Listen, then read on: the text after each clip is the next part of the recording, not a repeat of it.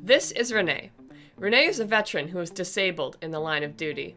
Her injuries aren't too severe, so she is able to work a part-time job. Over here are James and his twins. James works 40 hours a week at minimum wage. Lana had to quit her job after she started having a serious heart problem. None of these families can reasonably afford a market-rate apartment, not even James.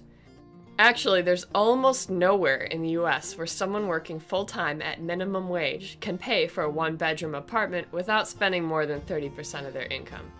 So right now, James is paying 60% of his income in rent, and somehow he has to use the rest to pay bills, buy food, and raise his kids. What happens to Renee, James, and Lana? Do they get evicted and lose their jobs? Try to live with friends or relatives? Stay in shelters or motels during the night? Maybe. But maybe they can get a Section 8 housing choice voucher, which will help cover the cost of rent. Let's focus on James. James learns about housing vouchers and looks to see if he makes too much money to be able to apply.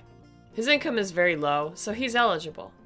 James submits an application to his local or state public housing authority, but the demand for housing assistance is always very high, and there aren't any vouchers left for James and his kids. He gets put on a waiting list. The wait is most often 2 years. So 2 years later, James gets a call that a housing voucher is available for him. James can use his voucher to live in any kind of housing as long as it meets health and safety standards, and the landlord agrees to accept the housing choice voucher each month. The voucher is worth a certain amount of money, and James has to pay the difference. Every month, James pays 30% of his income in rent, and the voucher covers the rest. After a year, James decides to move to a city where he can get a better job.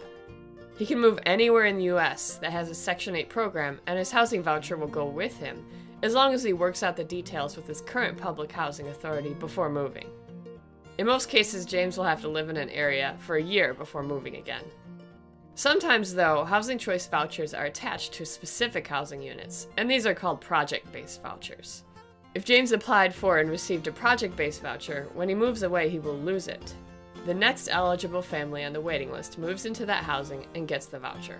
Those are the basics of the Section 8 housing voucher program. For all of the details and regulations, visit hud.gov.